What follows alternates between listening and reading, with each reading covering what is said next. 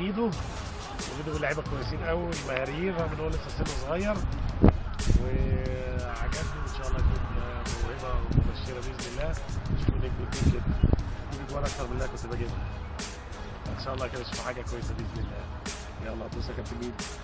هنشوف بص مع زمايلك. ها ماشي. انا اسمي ايه؟ انا اسمي احمد كشري. ماشي. كنت لاعب في الاهلي زمان، كنت انت لسه صغير بقى، بابا اللي عارف. ربنا يخليه لك. ماشي.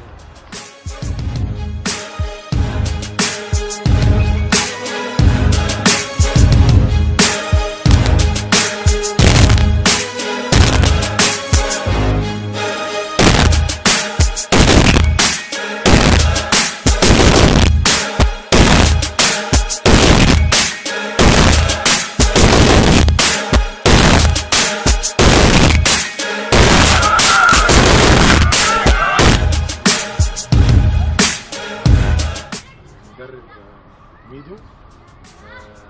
ميدو الحمد لله يعني كان بقالي 4 سنين، هو عنده 4 سنين 4 سنين ونص كده.